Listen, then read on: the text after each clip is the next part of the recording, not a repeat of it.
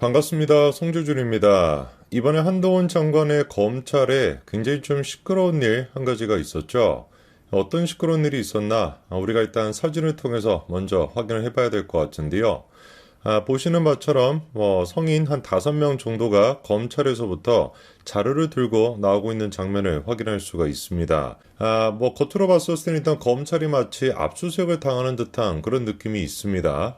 그럼 도대체 어떤 자료, 어떤 이유 때문에 저렇게 사람들이 가가지고 검찰로부터 자료를 갖고 나왔던 것일까? 나오는 얘기를 들어보니까요, 한마디로 검찰이 털렸다는 거죠. 윤석열 대통령의 특활비와 관련돼서 1만 6천 쪽 분량의 압수수색 그 자료를 상자로 날랐다. 이런 이야기가 나오고 있습니다. 그러니까 이제 윤석열 대통령이 검찰총장 당시 그리고 또 서울중앙지검장 그 당시 그때 당시에 검찰의 특활비 자료를 자료만 하더라도 이게 16,000쪽 정도가 된다라는 거죠. 그거를 이제 저 사람들이 가져가가지고 압수수색으로 저렇게 하겠다라는 것인데, 근데 이제 질문이 좀 드는 게 뭐냐면은 검찰을 도대체 압수수색을 한다라고 한다면 누가 가서 압수수색을 할까? 이런 질문이 드는 거 아니겠습니까? 경찰을 압수수색하겠다라고 한다면 검찰에 가면 되는 것일 텐데, 거꾸로 검찰을 압수수색한다라고 한다면 경찰에 갈 수는 없는 노릇이잖아요. 도대체 그러면은 도대체 누가 가가지고 검찰에 압수수색했는지를 보니까, 이 5명에 대해 가지고 다음 같은 설명이 나오고 있습니다. 언론인들과 함께하는 시민행동 활동가, 이렇게 지금 설명이 나오고 있죠. 그러니까 검찰에 직접 가서 압수수색을 진행했던 사람들이 누구라는 겁니까? 한마디로 얘기해서 시민단체에 있는 그런 사람들이었다는 거죠. 이까지만 얘기를 들어보더라도 궁금증이 더 커질 수밖에 없을 것 같습니다. 도대체 윤석열 대통령의 그때 당시 특활비라고 하는 게 어떤 것인지 이런 질문도 생기고, 그리고 도대체 시민활동가라고 하는 사람들이 뭘 하는 사람들이길래 검찰까지 가가지고 저렇게 압수수색을 할 수 있는 것인지 하나부터 열까지 좀 이해가 잘 안 되는데요. 일단 제일 첫 번째, 왜 도대체 시민활동가라고 하는 사람들이 검찰에 가서 압수수색했는지 그 이유부터 좀 살펴봐야 될 것 같습니다. 그 이유는 바로 법원의 판단에 달려 있는데요. 이번에 다음 같은 기사가 나왔었죠. 윤석열 검찰의 특활비가 공개가 된다. 왜냐? 대법원이 정보를 공개해야 된다라고 판결을 내렸기 때문입니다. 근데 이제 요 얘기만 듣더라도 어떤 식으로 이제 시민단체 그리고 검찰 그리고 압수수색 특활비 이런 단어만 우리가 조합해 보더라도 어떤 식으로 프레임이 짜여질지가 뻔한 거 아니겠습니까? 그래서 벌써부터 다음 같은 기사가 나오고 있습니다. 시민단체가 보조금 74억 증빙 자료를 못 내면 압수수색 당하고 구속을 당하게 되는데 검찰은 도대체 어떻게 되는 것이냐 이런 식으로 기사가 나오고 있죠. 해당 쪽 검찰의 특활비라고 하는 거랑 시민단체의 어떤 그 예산이라고 하는 것, 지원금이라고 하는 것, 이 두 가지를 비교하는 것 자체가 코미디 아니겠습니까? 특활비라고 하는 게 뭐겠습니까? 기재부에서는 특활비에 대해서 다음과 같이 설명하고 있습니다. 기밀 유지가 요구되는 정보 및 사건 수사, 그리고 기타 이에 준하는 국정 수행 활동에 직접 소요되는 경비다. 바꿔 얘기해서 범죄 수사가 됐거나 첩보 활동이 됐거나 이런 식으로 철저한 비밀 업무를 수행하는데 주로 사용되는 그런 돈을 우리가 특활비라고 하기 때문에 당연히 어떻다라는 겁니까? 증빙 자료 없이도 쓸 수 있는 돈이다. 이거를 이제 우리가 기재부가 특활비다라고 설명하고 있는 겁니다. 그러니까 한마디로 얘기해가지고 기밀과 관련된 분야, 그게 수사와 관련된 게 됐든지 아니면 국가 기밀과 관련된 게 됐든지 이런 식으로 당연히 필요한 돈이 있을 것이고, 그리고 그런 기밀을 지키기 위해서라도 증빙서류를 첨부하지 않을 수밖에 없는 거. 않을 수밖에 없는 거면 증빙서를 첨부해야 된다는 뜻이 되나요? 그럼 다시 증빙서를 첨부하지 않아도 되는 거, 그 돈을 이제 특활비라고 하는 것이기 때문에 당연히 검찰의 특활비 같은 경우는 그거를 증명할 수 있는 영수증 같은 게 없는 경우도 허다할 수밖에 없는 것이고, 시민단체 같은 경우는 그렇지가 않은 것이죠. 법률적으로 시민단체가 만들어질 때 후원금은 어떻게 사용이 돼야 된다, 그 내역이 다 공개가 되게끔 되어 있기 때문에 법적인 그거에 맞춰가지고 공개가 제대로 안 됐다, 그럼 당연히 압수수색 당하고 구속이 되는 게 맞죠. 누구처럼? 윤명처럼. 물론 윤명은 아직 구속이 되지 않았습니다만.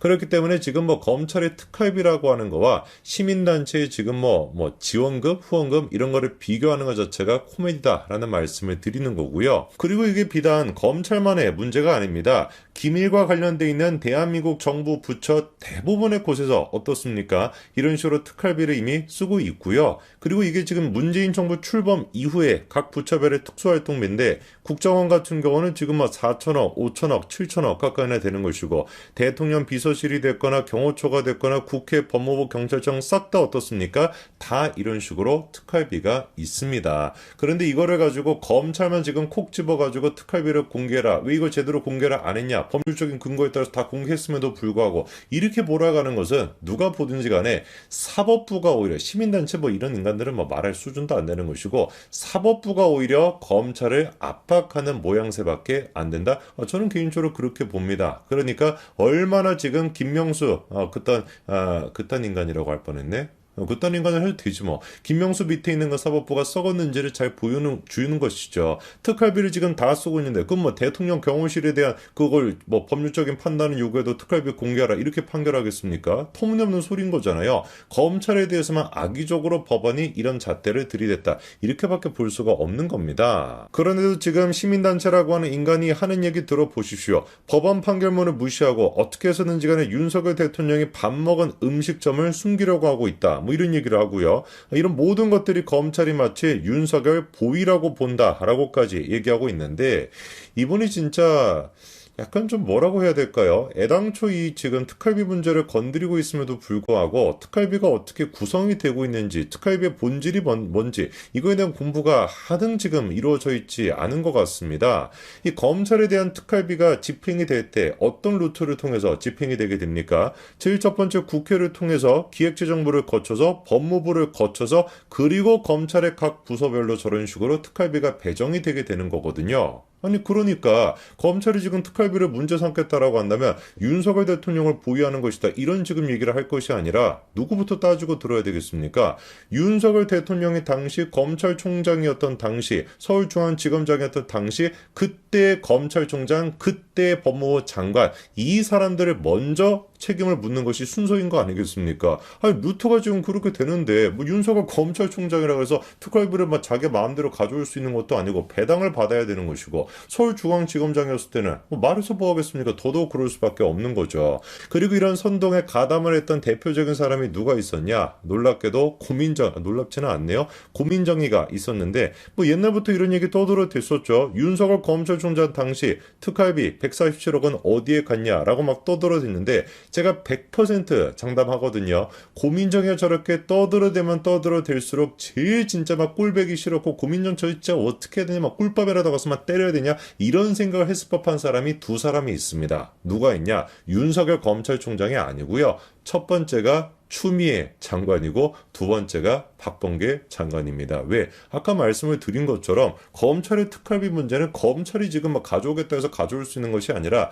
누구로부터 시작이 돼야 되는 거예요? 법무부 장관 때부터 시작이 돼야 되기 때문에. 그리고 그래서 우리가 또 재미난 게 한 가지가 있는데 박범계 같은 경우는 작년 1월 달에 법원이 또 판결이 나왔었습니다. 그러니까 이제 2022년도 1월 달에 어떤 판결이 나왔냐? 이 검찰의 특활비를 공개해라 라고 하는 법원의 판결이 나왔습니다. 그런데 박범계가 그때 당시 법무부 장관이었는데 그거 공개했다 안 했다? 공개를 안 했다라는 거예요. 왜 공개를 안 했겠습니까? 박범계가 갑자기 무슨 뭐 헷가닥 해가지고 윤석열 대통령을 도와주기 위해서 윤석열 후보를 도와주기 위해서 그래서 특활비를 공개를 안 했겠습니까? 2022년도 1월 달에 한창 이제 대선 시즌이었던 그때 아니겠습니까? 당연히 그냥 특활비 같은 문제 예민한 문제를 갖고 와가지고 윤석열 후보를 공격할 수 있는 카드로 쓸 수 있었는데 왜 공개를 안 했겠냐고요? 다 이유가 있는 겁니다. 박범계도 공개를 안 했던 것이고 하물며 누구조차 추미애 법무부 장관조차 그렇게나 윤석열 검찰총장이랑 뭐 싸우고 쌩 난리를 치고 뭐 징계 위에 뭐 어쩌고 저쩌고 난리를 쳤음에도 불구하고 실제로 징계를 할 당시에도 뭐는 이유로 쓰지 못했어요? 특활비 문제는 이유로 쓰지 못했습니다. 왜? 윤석열 검찰총장을 특활비로 문제 삼는 순간 자기 또한 마찬가지로 문제가 될 수밖에 없으니까 이런 지금 구조적인 문제가 있음에도 불구하고 고민정해야 됐거나 아까 전에 뭐 세금 도둑 잡아라 뭐 이름도 뭐 희한하게 북조선스럽게 지어놨는데 뭐가 됐든지 간에 이런 사람들이 하나는 알고 둘은 모른다, 뭐 하나도 모른다고 해야 된다. 하나도 모르고 있는 그렇게 지금 멍청한 상태에서 아무 소리나 그냥 짓거리고 있는 겁니다. 뭘 좀 알고 얘기를 해야지. 그리고 심지어 청와대 또한 마찬가지로 어떻게 했습니까? 1심 판단에 불복해가지고 특활비 공개조차 안 했던 게 문재인 정부 청와대였습니다. 그러니까 특활비 문제에 대해서 이번에 뭐 한동훈 법무부 장관 하에 검찰을 뭐 털었다 뭐 이렇게까지 뭐 자극적인 기사를 MBC가 쏟아내고 있음에도 불구하고 이거를 지금 민주당이 당론으로 삼고 막 생 난리를 칠 수 없는 이유가 어디 있는지 아시겠죠?